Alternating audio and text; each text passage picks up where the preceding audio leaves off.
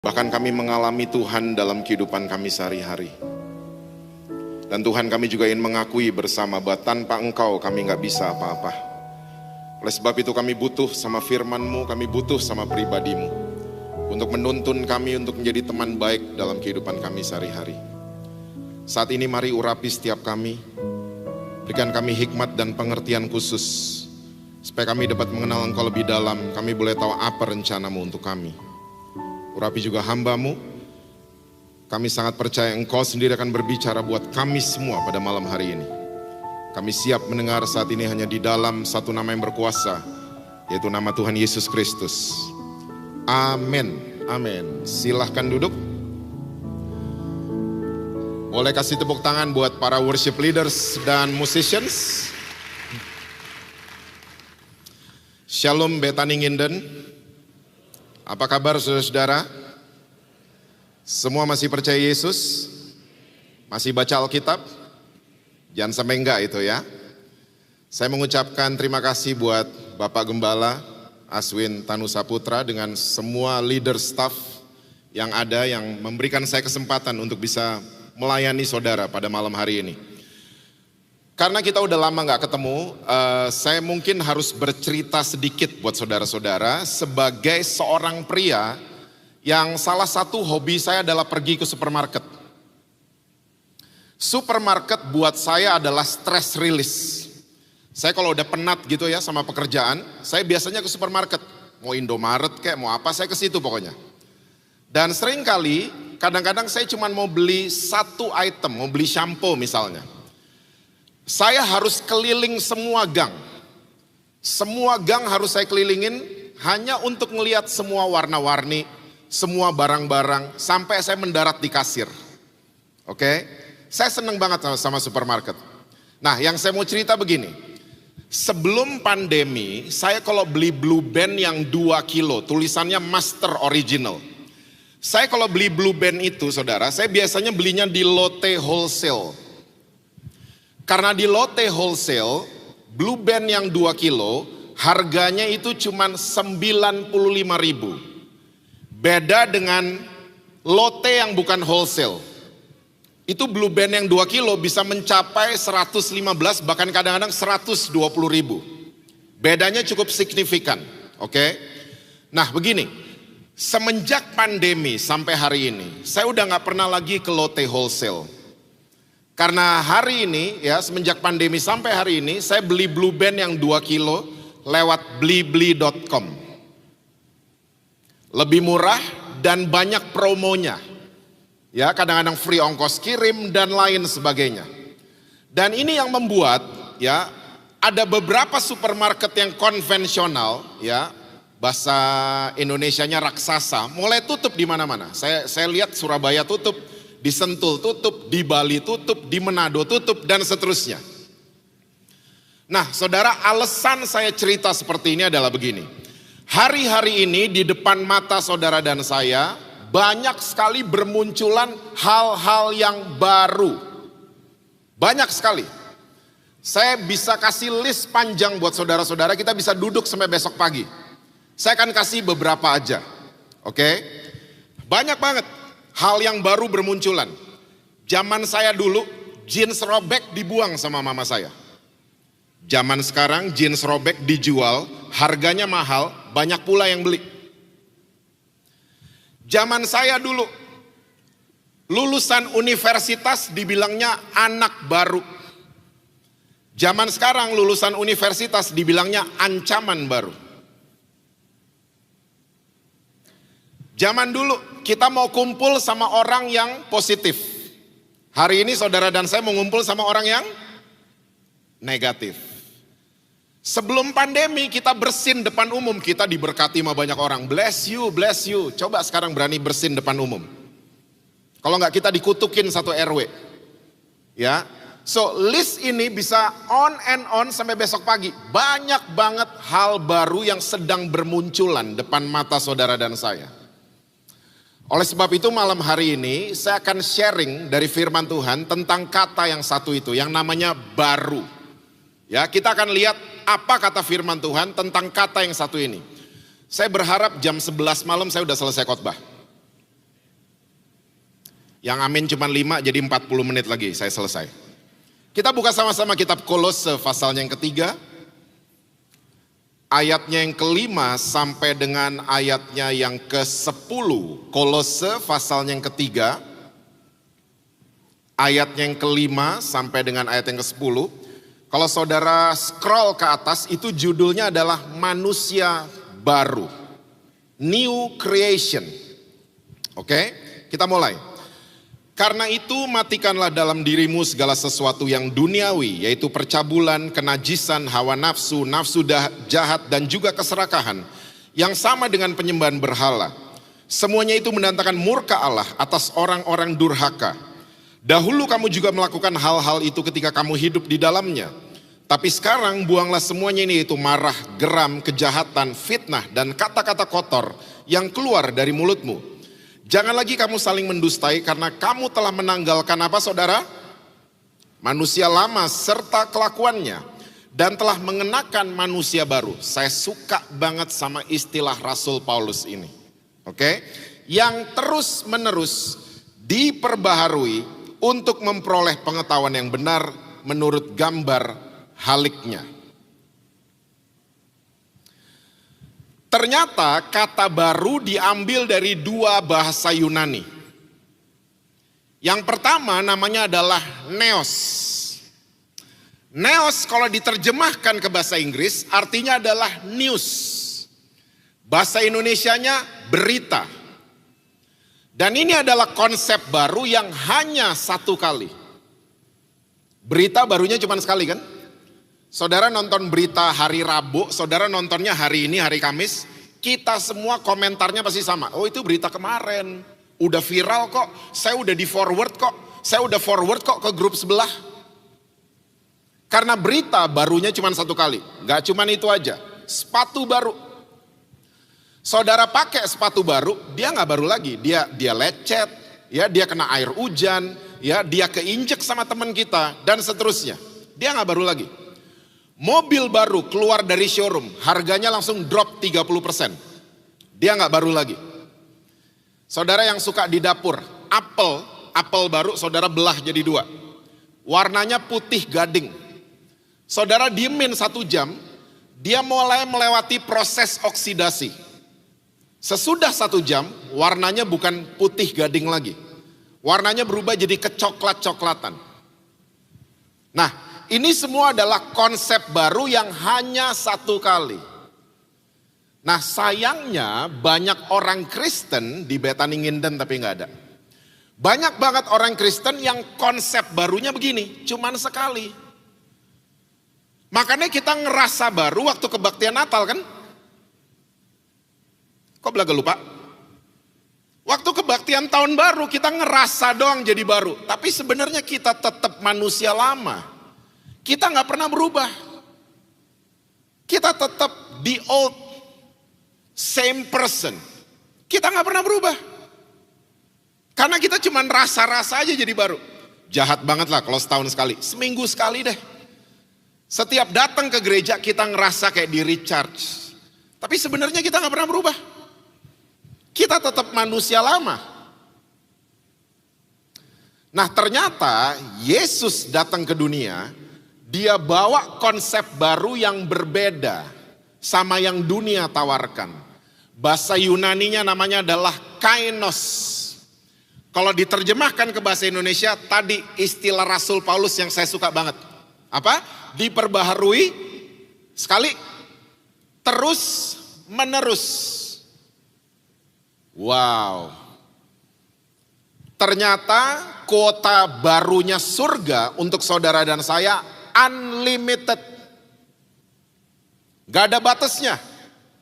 Kita jatuh, diangkat. Gitu kan Tuhan? Kita terluka, kita disembuhkan. Kita sakit, kita dipulihkan. Kita jatuh dalam dosa, kita dipeluk sama Dia. Dia selalu pengen lihat saudara dan saya diperbaharui terus menerus. Oh, orang Kristen kalau tahu ginian, ya saudara udah tahu lah, kita udah sering nyanyiin lagunya kok. Cuman masalahnya nggak pernah di-download di sini. Makanya muka saudara bingung semua. Hah? Tuhan emang kayak gitu? Kita nyanyi lagunya bahwa kasihnya Tuhan selalu baru. Tiap tahun, tiap bulan, tiap pagi. Kasihnya Tuhan selalu baru. Ini suami-suami kalau tahu ginian, kasih mereka akan baru tiap pagi buat istri mereka. Amin suami-suami. Wow, berat aminnya. Kita mesti ngopi kayaknya. Istri-istri kalau tahu ginian, kasih mereka buat suami mereka akan baru setiap pagi. Amin istri-istri. Wah, lebih kencang suaranya. Ya, kita nyanyiin lagunya, tapi masalahnya kita nggak pernah download. Di belief system kita nggak pernah di-download. Bahwa konsep baru yang dibawa sama Tuhan Yesus itu seperti itu. Selalu baru setiap pagi. Nah sekarang, ada dua alasan saya mau sharing buat saudara. Kenapa banyak orang Kristen sulit jadi new creation. Sulit jadi manusia baru. Yang pertama alasan pertama namanya adalah intimidasi iblis. Tolong saudara catat dalam hati saudara. Iblis tuh kerjaannya cuma satu, tapi dia lembur. Cuman satu dia kerjaannya, tapi lembur. Saudara dan saya kerjaannya ada 2, 3, 4, makanya kita lembur. Iblis kerjaannya cuma satu, tapi dia lembur. Apa kerjaannya iblis? Wahyu 12. Kerjaannya cuma mendakwa saudara dan saya siang dan malam. Kerjaannya itu satu tapi lembur. Saudara pernah dengar kalimat-kalimat di telinga saudara? Kamu kan cerai berapa tahun lalu? Kamu kan selingkuh dari suamimu berapa tahun lalu? Kamu kan selingkuh dari istrimu. Saudara pernah dengar? Kamu kan nonton pornografi. Kamu bulan lalu ke Bali sama siapa? Saudara pernah dengar kalimat-kalimat itu di telinga saudara? Wih, saudara rohani banget ya. Saya sering loh dengar gitu-gituan. Saya sering. Kamu kan gini, gak pantas. Pelayanan gak pantas. Angkat-angkat tangan gak pantas. Nyanyi lagu gereja gak pantas. Kamu gak pantas. Dan dia ngomong kayak gitu siang dan malam. Gak pantas, gak pantas, gak pantas.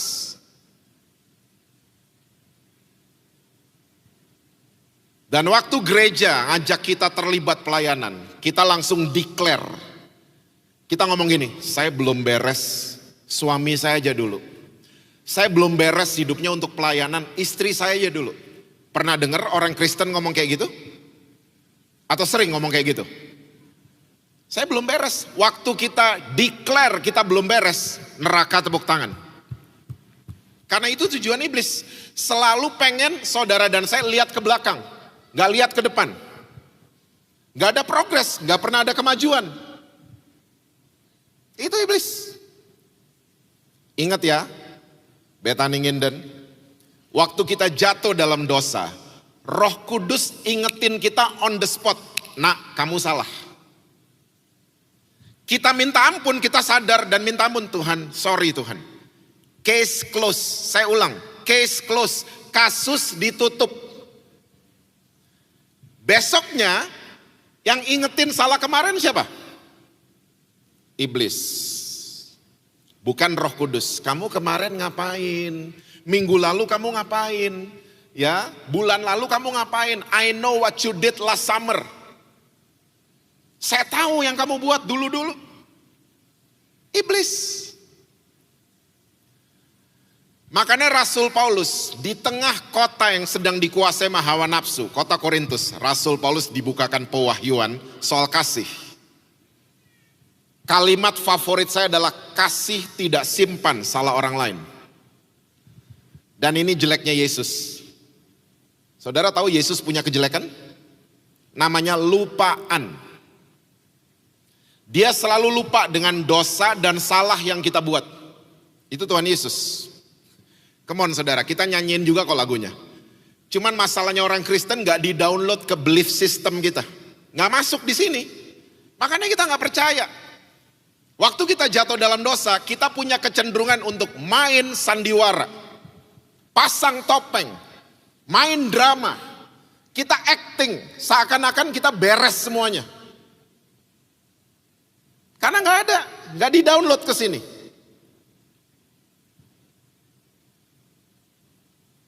Kita nyanyiin lagunya, sejauh timur dari barat.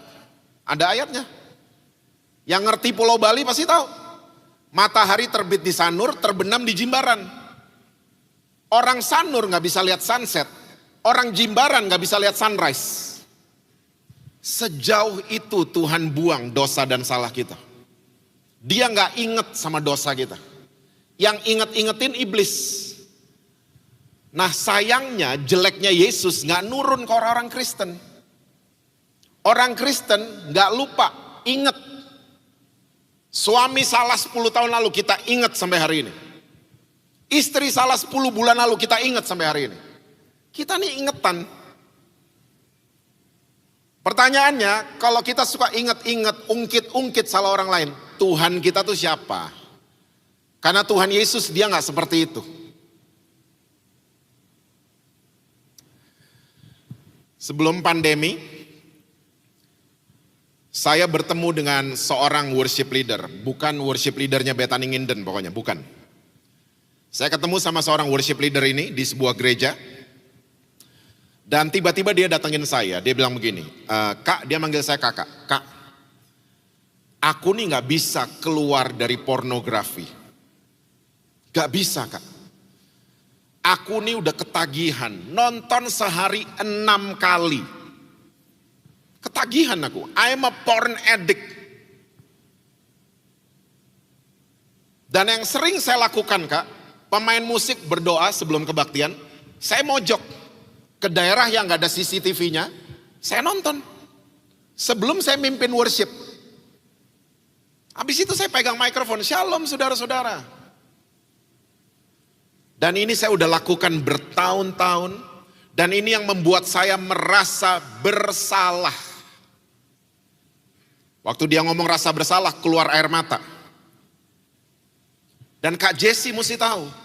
Saya udah didoain sama pendeta-pendeta ngetop. Wih, pendeta banyak yang ngetop soalnya, ternyata saudara. Saya udah didoain sama pendeta-pendeta ngetop. Pakai cara segala macam udah. Ditumpangin tangan udah. Diuel-uel rambutnya udah semua. Tapi tetap Kak, saya gak bisa keluar dari pornografi.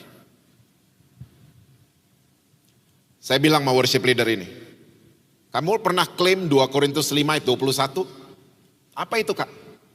Intinya Rasul Paulus tulis begini, Yesus yang gak kenal dosa, dibuat berdosa karena kita. Dan kita dibenarkan oleh Tuhan Yesus. Bahasa Inggrisnya lebih keren, I'm the righteousness of Jesus Christ. Saya dibenarkan, dibuat posisinya tepat oleh Tuhan. Kita nih dibenarkan. Terus dia jawab saya, iya Kak, saya pernah baca ayat itu. Maksudnya apa Kak? Saya bilang sama dia, coba. Setiap kamu nonton itu pornografi, kamu klaim saya dibenarkan oleh Tuhan Yesus. Oh, kakak yang benar. Loh, pilih yang mana? Kamu mau tetap dibelenggu atau mau merdeka? Ya saya pengen merdeka, nah coba aja. Gak ada salahnya mencoba. Singkat cerita, Februari 2020 sebelum kita di lockdown. Saya ketemu sama worship leader ini lagi. Dia peluk saya erat-erat. Dia bilang, Kak it works. Berhasil. Saya tanya sama dia, coba cerita. Waktu saya mulai klaim, saya dibenarkan oleh Tuhan Yesus. Saya dibenarkan oleh Tuhan Yesus. Tiba-tiba yang sehari nontonnya 6 kali, mulai turun sehari sekali. Makin turun seminggu sekali. Makin turun 6 bulan sekali. Februari 2020 dia ketemu saya, Kak hari ini saya udah merdeka total dari pornografi. Saya mau tanya sama saudara, orang ini merdeka pakai kekuatan sendiri? Ada kekuatan lain yang dia undang masuk. Yang membuat dia stop, lepas, bebas dari belenggunya. Namanya Tuhan Yesus. Dan saudara, sama. Saudara mungkin lagi pahit, lagi pengen balas dendam. Ya, dan saudara bingung, saya kok gak bisa lepas dari ini kepahitan. Coba mulai klaim. Saya udah didoain sama ini tiap minggu, tapi tetap saya pahit. Coba mulai klaim, saya dibenarkan oleh Tuhan Yesus. Saya dibenarkan oleh Tuhan Yesus. Saya percaya ada hal ajaib on the way ke kehidupan saudara. Saya gak akan pernah lupa dua anak saya waktu mereka masih kecil. Ya, sekarang yang sulung udah sarjana hubungan internasional. Yang nomor 2 udah kerja di dunia entertainment. Ya, anak saya namanya Angel dan Pangeran. Pangeran waktu mereka masih kecil, Pangeran tuh pecahin piring di rumah. Dan kakaknya mulai intimidasi dia. Ayo lo, dimarahin daddy lo, dimarahin daddy lo. Saya dengar dari kamar saya. Dan tiba-tiba saya dengar Pangeran mulai datang on the way ke kamar saya. Dia ketok kamar saya. Saya buka, mukanya tuh ketakutan. Dan saya gendong, Pangeran ada apa? Saya gendong. Dia dengan suara pelan dia bilang, piring pecah. Saya tanya sama dia, loh siapa yang pecahin? Makin pelan suaranya, aku. Lalu saya bilang sama dia, loh kamu gak apa-apa, gak kegores, berdarah, luka? Gak apa-apa, gak apa-apa dia bilang. Langsung saya bilang sama dia, Pangeran oke, yang penting kamu gak apa-apa. Next time, kamu mesti hati-hati sama barang yang pecah belah. Gelas, piring, vas bunga, kamu mesti hati-hati. Dia langsung gesturnya minta turun, saya turunin dia. Dia keluar kamar saya, beda seperti dia masuk. Waktu dia masuk, dia tertuduh. Keluar dari kamar saya, wah dia percaya diri. Ya, kakaknya ketemu dia, kakaknya intimidasi lagi. Ayo lo dimarahin daddy. Oh dengan pedenya dia keluarin lidah buat kakaknya. Beuh. Aku udah ngomong kok sama daddy. Dan daddy gak apa-apa. Saudara sampai hari ini Pangeran saya suka nguping. Gak sengaja dengar. Kalau dia lagi ngumpul sama temen-temennya. Dia selalu bilang, hati-hati sama gelas. Hati-hati itu ada piring. Selalu begitu. Karena dia tahu sekali dia got safe. Dia dibenarkan sama dedinya.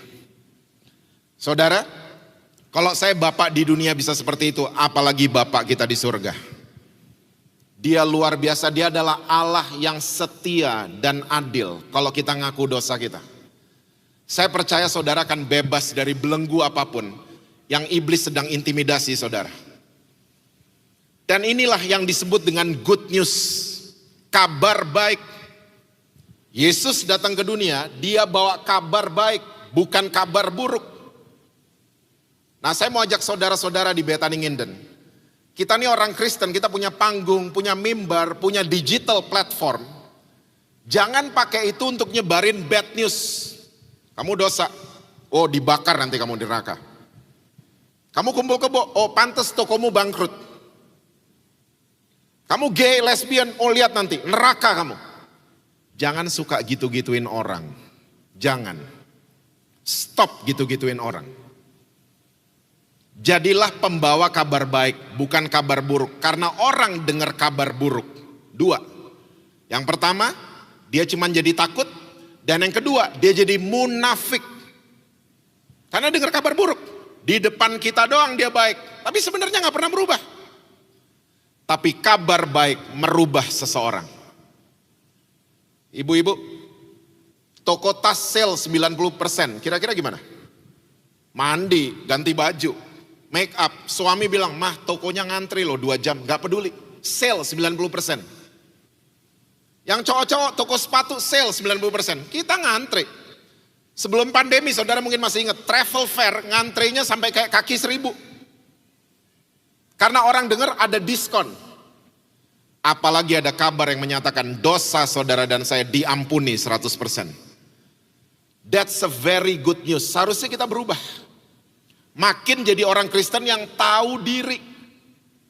Karena kekristenan bukan bicara soal boleh atau nggak boleh. Saya hampir tiap hari terima DM, terima inbox. Pak ini boleh nggak? Pak itu boleh nggak? Kekristenan nggak bicara boleh atau nggak boleh. Kekristenan bicara soal kita tahu diri apa enggak. Makin kita sadar kita disayang sama Tuhan. Makin kita akan jadi orang yang lebih tahu diri. Sadar, diterima sepenuhnya sama Tuhan. Sadar kita diampuni sepenuhnya sama Tuhan Yesus. Berubah. Yesus, kalau saudara baca Alkitab saudara baik-baik, dia kalau mau merubah seorang, dia kasih kabar baik dulu. Yesus itu marah bukan sama pendosa, tolong ingat baik-baik. Yesus tuh gak pernah marah sama pendosa. Ada pendosa ditunjuk-tunjuk sama dia, enggak. Yesus marah sama orang yang self-righteous. Merasa dirinya lebih benar dibanding orang lain. Ini paling ngeri ini. Saya sepanjang tahun ini sudah mengatakan di mana-mana. Kalau iblis gak bisa membuat saudara dan saya jadi orang jahat. Iblis akan membuat saudara dan saya jadi orang yang merasa paling benar. Ingat itu baik-baik. Sama jahatnya. Lihat orang yang merasa paling benar, akhirnya perang sama yang lain, bunuh orang dan seterusnya. Karena merasa lebih benar. Nah Yesus paling marah sama orang-orang kayak begini, orang Farisi, ahli Taurat, orang Saduki. Tapi sama pendosa dia gak pernah marah. Dia selalu kasih kabar baik. Preman Yeriko, masih ingat namanya Sakyus? Sakyus turun, coba kamu ngaku dosa dulu. Gak begitu, Yesus kita gak gitu. Sakyus kamu turun, saya mau makan di rumah kamu. Keren. Waktu habis makan dia gak suruh-suruh. Gak ada KKR di rumah itu. Sakyus preman Yeriko bertobat dan berubah hidupnya. My favorit saya. Ya adalah waktu Yesus rekrut Petrus. Lukas 4 sama 5. Nanti aja baca di rumah. Lukas 4 mertuanya Petrus disembuhin sama Yesus. Dan kalau Petrus berangkat kerja, malamnya pasti dia pergi karena dia nelayan. Nelayan kerjanya malam sampai subuh. Dan semalaman itu dia lihat bad news, kabar buruk, dia gak dapet tangkepan. Sampai besok paginya itu capek, stres. Hari ini makan apa nih? Gue mesti jual apa nih? Dia merapat, tiba-tiba ada Yesus. Yesus bilang, yuk bertolak ke perairan dalam. Kalau mertuanya kemarin gak disembuhin, mungkin Petrus akan nolak. Nih tukang kayu tahu apa soal nelayan? Hah? Mungkin Petrus akan begitu. Tapi karena dia lihat mertuanya disembuhin sama Tuhan Yesus, dia taat. Oke, karena engkau yang suruh, let's go. Itu gak gampang loh, buka tali, dorong lagi perahunya ke tengah. Gak gampang. Dalam keadaan belum tidur, stres, capek, sebel. Kita semua tahu the rest of the story. Kapalnya Petrus hampir tenggelam. Karena tangkepan pagi itu banyaknya luar biasa. Sampai mereka di darat, Yesus cuma bilang sama Petrus, mulai hari ini kamu bukan penjala ikan, tapi kamu penjala manusia. Saya mau tanya sama saudara, apa yang datang duluan? Kabar baik dulu atau perubahannya Petrus dulu? Kabar baik. Good news will lead men and women into repentance and change. Kabar baik akan menuntun seseorang kepada perubahan dan pertobatan. Saudara, saya mengajak saudara, jadilah agent of good news. Jadilah pembawa virus kabar baik. Ya, 2 tahun ini kita udah sering mendengar harus cuci tangan, tapi malam hari ini saya ingin mengajak saudara-saudara di Bethany Nginden. Selain cuci tangan, jangan lupa to wash our hearts. Cuci hati kita, supaya kita jadi good news carrier. Kemanapun, ya, kepada siapapun Tuhan kirim kita, dipertemukan sama siapapun, orang akan ngerasa ada virus good news dari kita. Kalau ada keluarga saudara belum mau ke gereja, jangan ditunjuk-tunjuk. Jangan. Lo gak pernah gereja, pantas lo begini, pantas toko lo gak laku, pantas restoran lo gak laku. Jangan gitu-gitu udah. Itu nyebarin bad news. Kalau dia gak mau diajak ke gereja, ajak makan ke Apeng Kedung Doro. Atau ke Leko. Ajak makan. Dan waktu dia udah duduk makan sama kita, jangan dihakimin. Tadi malam, doa malam kenapa gak datang? Jangan digitu-gituin. Kalau dia seneng sepak bola, ngobrol sepak bola sama dia. Bahwa hidup kadang-kadang di atas, kadang-kadang di MU. Kayak batuk. Gue Arsenal banget. Kalau dia seneng film, ajak yuk kapan nonton Jurassic World atau Top Gun. Yuk, gitu dong. Kalau dia senang musik, ngobrolin musik. Ed Sheeran kek, apa kek, Bon Jovi kek, ngobrol sama dia. Dia senang sepeda, ngobrol sepeda sama dia. Saya percaya satu hari janji firman Tuhan akan digenapi. Satu orang diselamatkan, seisi rumah saudara, Tuhan akan selamatkan. Jangan suka stop hakimin orang lain. Jadilah agent good news dimanapun kita berada. Dan intimidasi iblis jangan di entertain. Kalau iblis lagi ingetin masa lalu, ingetin iblis masa depannya dia. Setuju? Karena iblis madesu, masa depan suram. Ingetin. Ini yang pertama. Yang kedua, kenapa banyak orang Kristen sulit jadi manusia baru? Kita nih punya salah pemahaman tentang kata yang namanya dunia. Salah kita selama ini. Dan kita gak sendiri, don't worry. Muridnya Tuhan Yesus ada yang seperti itu, namanya Yohanes. Ya, yuk kita buka sama-sama Yohanes 21 ayat yang ke-25. Yohanes 21 itu sesudah Yohanes 20. Yohanes 21 ayatnya yang ke-25, Alkitab bilang begini, masih banyak hal-hal lain lagi yang diperbuat oleh Yesus, tapi jikalau semuanya itu harus dituliskan satu persatu, maka agaknya apa saudara? Dunia ini tidak dapat memuat semua kitab yang harus ditulis itu. Nah, kalau Yohanes pakai bahasa sehari-harinya kita sekarang, mungkin dia catatnya gini, masih banyak yang dibuat Yesus. Tapi kalau saya tulis semua, gak ada rak buku yang cukup untuk menampung. Gak ada perpustakaan yang cukup untuk menampung. Ya, karena di benaknya, belief sistemnya Yohanes, dunia itu tempat. Dan saudara, for your information, ya, kata dunia adalah kata yang paling banyak ditulis di Injil Yohanes. Yesus bilang sama tentaranya Pilatus, kerajaanku bukan dari dunia ini. Saudara masih ingat ayat Alkitab yang paling terkenal? Karena begitu besar kasih Allah akan dunia ini, Yohanes 3 ayat 16. So kata dunia adalah kata yang paling banyak dicatat di dalam Injil Yohanes.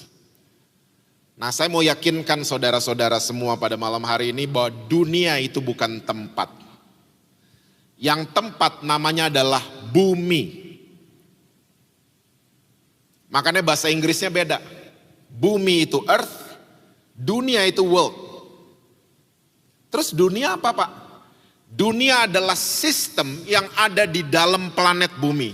Bosnya namanya iblis. Penguasanya namanya iblis. Makanya mau direscue sama Tuhan. Dikirim anak yang tunggal. Sistem dunia. Mau ditarik balik, semuanya balik ke kerajaan sorga. Kok Pak Jesse bisa tahu? Kerajaan dunia yang punya iblis? Ya, karena iblis ngomong ke Yesus. Waktu dia lagi mencoba Yesus.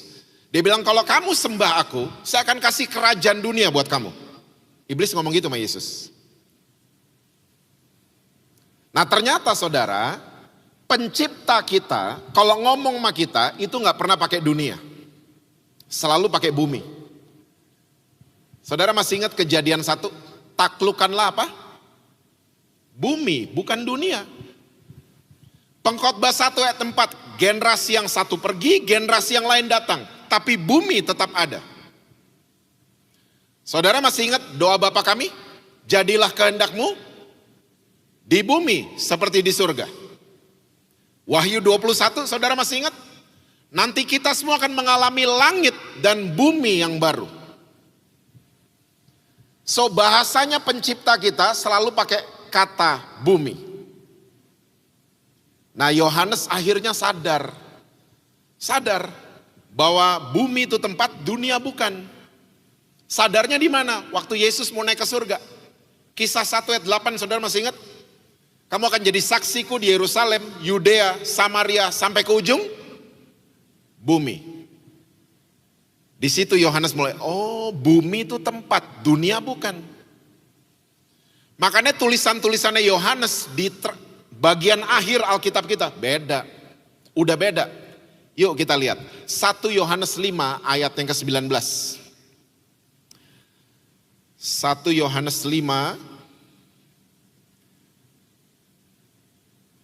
ayat yang ke-19. Kita tahu bahwa kita berasal dari Allah dan seluruh dunia berada di bawah siapa saudara? Kuasa si jahat. Yohanes akhirnya paham bahwa sistem dunia itu di bawah kuasanya iblis. Saudara gak lupa Yohanes tulis ayat yang juga cukup terkenal di 1 Yohanes 4 ayat 4. Roh yang di dalam kita lebih besar daripada roh yang ada di dunia.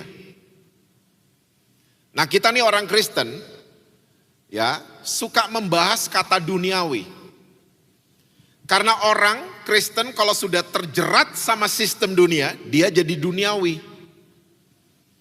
Nah kita orang Kristen suka mengartikan duniawi itu seenak-enaknya kita. Satu dengar lagu gereja, satu dengar lagunya Bon Jovi. Yang dengar lagunya Bon Jovi, lo duniawi. Satu minum air putih, satu minum red wine. Yang minum red wine, duniawi kamu. Yang satu nonton TV di rumah, satu ke 21. Yang ke 21, kamu duniawi kamu. Duniawi gak seperti itu? Ya, mari kita cek dari firman Tuhan 1 Yohanes 2 ayat 15 sampai 17. 1 Yohanes 2 ayat 15, 16 dan 17. Janganlah kamu mengasihi dunia dan apa yang ada di dalamnya. Jikalau orang mengasihi dunia maka kasih akan Bapa tidak ada di dalam orang itu.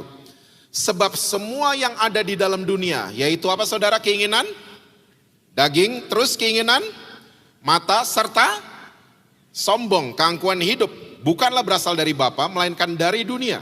Dan dunia ini sedang lenyap dengan keinginannya, tapi orang yang melakukan kehendak Allah tetap hidup selama-lamanya.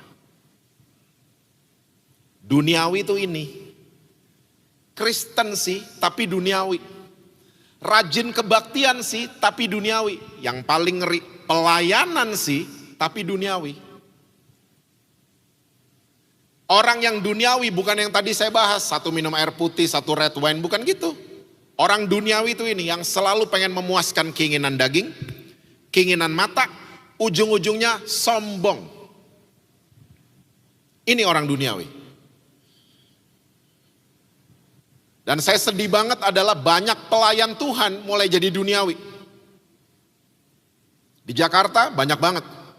Mau diundang ke luar kota, minta loh, minta. Ya, minta tiket bisnis kelas. 2 sama istrinya. Minta hotel bintang 5, minta. Kalau dikasih gak apa-apa. Ini minta.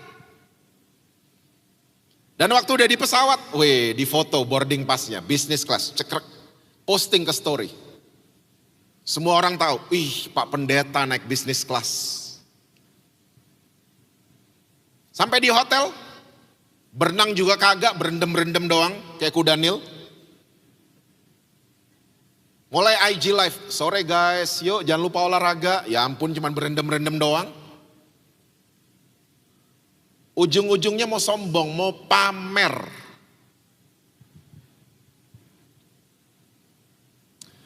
Saya sedih banget, 5-6 tahun belakangan saya suka ketemu sama anak-anak sekolah Alkitab. Saya suka bertanya sama mereka, kalian ngambil S1 kenapa? Ngambil S2 kenapa? 5-6 tahun belakangan di Indonesia dan di luar Indonesia. Gak semua ya, tapi kebanyakan jawabannya begini. Iyalah ambil sekolah Alkitab biar amplopnya tebel. Sedih saya dengarnya. Saya dulu ikut sekolah Alkitab, kalau ditanya, Jess kenapa ikut sekolah Alkitab? Gue jatuh cinta sama Tuhan Yesus. Jawabnya begitu. Gereja di Jakarta jadi business option. Gereja bukan tempat pelayanan, jadi tempat bisnis. Saya suka ditawarin sama banyak orang Jakarta, Jess ayo sewa ruko, bulan depan nanti beli Mercy. Saya gak sampai hati saya. Jual Yesus demi uang udah kayak Yudas gitu. Gak sampai hati. Pelayanan tapi duniawi, ngeri. Ngeri banget. Dan ini terjadi. kita mulai matre jadi orang Kristen. Loh Pak, saya nggak boleh Pak beli tas baru? Boleh. Beli sepeda baru? Boleh. Beli mobil baru Pak? Boleh. Semua boleh. Tapi pertahankan gaya hidup kayak restoran Padang. Sederhana. Setuju? Biasa-biasa aja. Gak usah berlebihan. Punya sosial media Pak? Boleh. Boleh. Tapi pakai sosial media saudara untuk inspire orang lain, bukan untuk impress orang lain. Pakai sosial media kalau ada bisnis, pakai buat promosi. Dan pakai sosial media untuk inspirasi kepada orang lain, bukan untuk pamer. Saya tadi pagi di Manyar saya cerita, banyak ibu-ibu di Jakarta, kalau mau foto langsung begini. Tasnya mesti kelihatan. Padahal lengannya lebih gede dari paha gue. Yang penting tasnya viral. Sederhana lah. Sederhana. Ingat saudara, orang yang duniawi, mereka akan sulit menaklukkan bumi.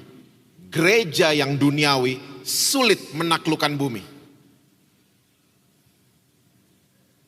Jangan duniawi. Makanya tadi Rasul Paulus di gereja Kolose, matikanlah segala sesuatu yang duniawi.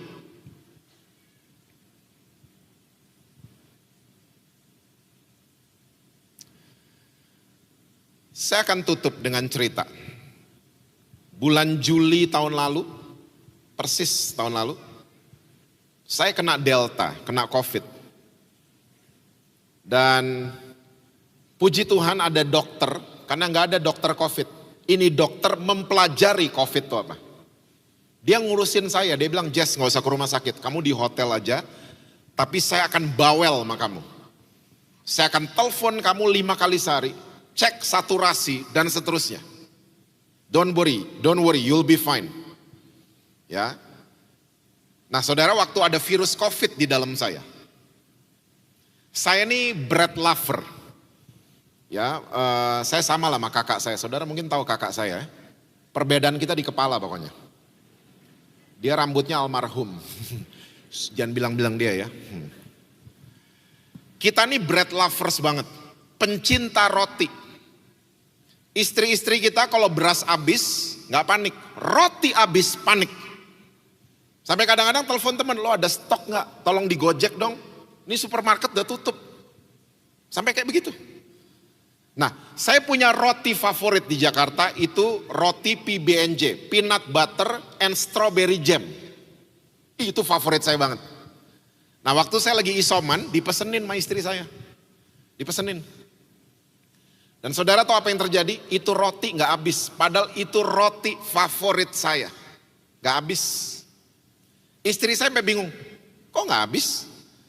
Biasanya kalau saya kasih roti ke kamu, kayak ayam ditaruh di kolam piranha, brrrr, langsung habis. Kenapa nggak habis? Karena ada virus itu, saya nggak pengen makan makanan favorit saya. Sembuh dari COVID, puji Tuhan, saya tarik pelajaran satu. Waktu ada virus itu di dalam saya, roti favorit saya bisa nggak pengen. Gak pengen sama sekali. Sama. Waktu ada virus good news, kita mau diperbaharui setiap hari. Waktu ada virus itu di dalam kita. Dosa enak? Yang ngomong gak enak mesti ngopi sama saya. Dosa tuh enak. Tapi tiba-tiba kita bisa ngomong gini, saya gak pengen tuh. Saya gak pengen, saya tahu itu enak, tapi saya gak pengen. Dan disitulah nama Tuhan dipermuliakan. Karena kita nyadar bukan saya, tapi ada kekuatan di dalam saya yang membuat saya gak pengen. Karena gak pengen mah gak mau, itu beda. Banyak orang Kristen suka nyombongin diri, saya gak mau bikin dosa. Hati-hati, satu hari bisa mau. Tapi kalau gak pengen, itu kayak saya sama kodok. Orang mau tawarin, Jess ini suike enak banget pakai bumbu ini. Gak mau, saya ngebayangin dia hidup, gak banget. Semua binatang begini, dia miring gini, aduh gak banget, jelek banget tuh binatang. matanya setengah, aduh enggak banget. Jalannya lompat-lompat dan kodok di balik kodok. Aduh. Saya mah kodok N. Mau sampai kapanpun saya nggak pengen mah kodok. Sama. Waktu saudara dan saya mau diperbaharui terus menerus. Menjadi baru setiap hari. Dosa enak. Ya kelihatannya nikmat. Tapi kita bisa bilang saya nggak pengen. Dan disitulah nama Tuhan dipermuliakan. Bukan nama kita yang dipermuliakan. Tuhan Yesus yang ada di dalam saya. Dia Allah yang paling dahsyat. So saudara. Jadilah orang-orang yang mau diperbaharui setiap hari. Saya akan tutup dengan cerita yang terakhir. Benar, dari tadi tutup melulu kayaknya ya. Benar-benar, ini terakhir. Jepang sempat dari tahun 80-an sampai 90-an merajai di planet bumi ini, merajai pasar elektronik. Sony, Toshiba dan lain sebagainya. Dan ada adat di Jepang, top manajemen harus orang tua, nggak boleh anak muda. Dan mereka setiap rapat tahunan mereka naik ke gunung, bawa perempuan-perempuan yang bukan istri-istri mereka, bawa minuman keras, mereka party, mereka nggak rapat, mereka party. Turun gunung, ditanya sama stafnya, jadi strategi buat tahun depan apa? Sama aja, karena mereka nggak ada saingan waktu itu. Sama aja kayak tahun lalu. Mereka nggak sadar, negara tetangga mereka namanya Korea Selatan. Anak-anak mudanya banyak yang percaya Yesus. Mereka brainstorming. Singkat cerita, lahirlah satu teknologi namanya smart. Tiba-tiba muncul smart TV, muncul smartphone, muncul smart AC. Saudara tahu smart AC? Bisa dimatiin dari mobil loh. Gak pernah dengar? Maksudnya kalau lupa matiin, telepon orang rumah. Mbak, tolong matiin. Nah itu maksudnya. Saudara terlalu serius kayaknya. Ha?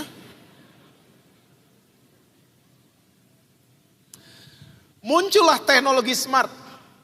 Saya mau tanya dong sama saudara. Saudara hari ini kalau ke mall lebih sering lihat tulisan Sony atau Samsung? Samsung. Planet bumi kayak dibuat kebalik sama Korea Selatan. Samsung merajai pasar elektronik sekarang. Gak lagi Jepang. Karena Jepang mempertahankan yang lama. Korea Selatan menyambut yang baru.